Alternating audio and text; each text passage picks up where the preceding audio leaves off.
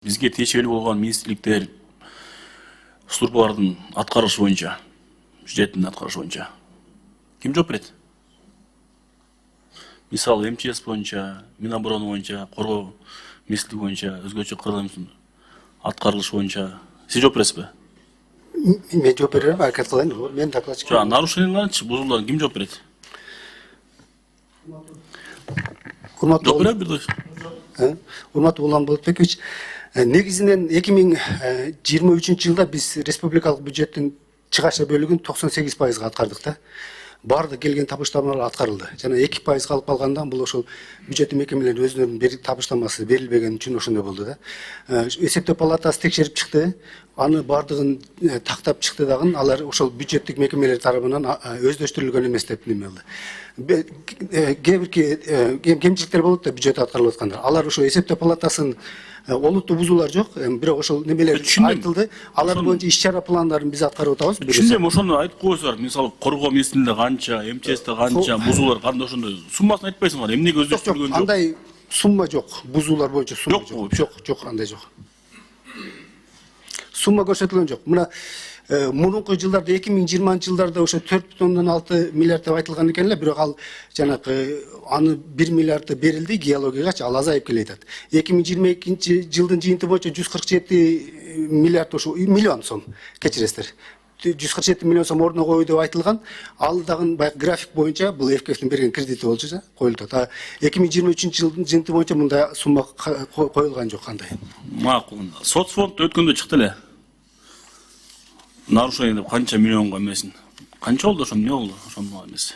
Ал эми технический нарушение болуп атат. Ал жерде жанагы соцфонддун биз республикалык бюджеттен трансферт беребиз да 2023 жылда 38,8 миллиард сом акча каражаты берилген. Ошонун ичинде баягы услуги банкасы ошол бир трансферт менен эле кетип баратат да. Ошону трансферт эмес, услуги банка деген бюджеттик классификациянын элементи менен көрсөткүлө деп ошондой нарушение деп айтат. Ошондо 200 миллион сом болду. Ооба. Ал нарушение эмес, ошол баягы статьясы туура эмес деп атат да. Ал эске алынды. Рахмат. Өзгөчө кырдаалдын министрлигинде ким жооп берет?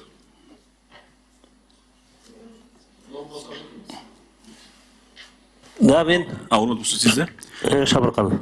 Урматтуу Мусунович, быйыл сел көп болбодубу? Ошондой эле нарында болду да. Техника жок экен МЧСте. Арга жерден техника алдык. Бир УОЗтон техника алабыз, бир частниктерден техника алабыз. Сиздерден суранчы, 2025 бүттү. 2025ке Нарын областынын өзгөчө курдалдар министрлигинде караштуу жерге техникаларын жаңыртып бересиңерби? Ооба, саламатсыздарбы, урматтуу төрага, урматтуу депутаттар. Мына биз быйылкы жылы Нарын областынын передвижной механизированный отряд деп коет, быйыл ачтык кайра жаңылап. Кудай буйруса техника да болот, кошумчада техникаларды алуу боюнча мерчемдер бар. Рахмат. Ошондой жаңы ачылды. Рахмат. Ошондой эле Атбашы район райцентринде силердин өрт өчүрүүчү бөлүкчөсү ачылмак эле да? Ошол эмне болду?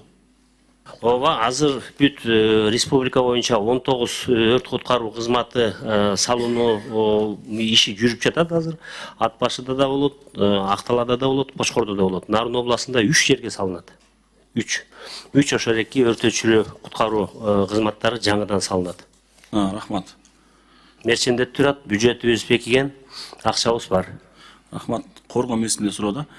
Бактыбек Асанкалиевич, өткөндө Нарын барып кеттиңиз. Сиз сүйлөшкөндөн кийин Нарында мурда сиз өзүңүз кызмат өтөгөн танковый бөлүк бар эмес беле? Ошону окуу жайга айлантабыз деп. Ошонун тагдыры кандай болду келечеги?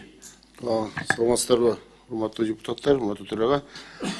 Биз ушу 1-2 ай ичинде Кыргызстан боюнча 4 жерге барып келди. Ошонун ичинде Нарындагы ошо аскер бөлүктүн имараттары, Караколдо дагы ошондой имараттар бар, бош. Анан Лейлекте Сүлүктүдөгү бир окуу жайын көрүп келдик, мындай ПТУ дейли. Анан Кадам жайдын жанындагы Маркас айылында да бир окуу жайын көрүп келдик. Биздин аз максатыбыз да эмки жылга ошол 4 жерге биз профтех образованиянын немелерине баягы аскердик лицей ачканга азыр бир проект даярдап атабыз. Эмчүн дегенде ал жердеги имараттар азыр бош турат. Бирок бүгүнкү быйыл аскердик лицейге тапшырган балдардын саны 125 орынға 850 бала келді.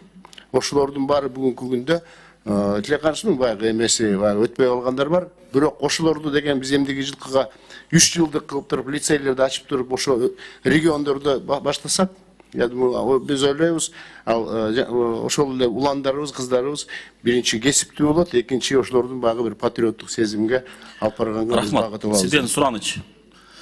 Биздин талабыбыз нарынга биринчи ачып берсеңиздер.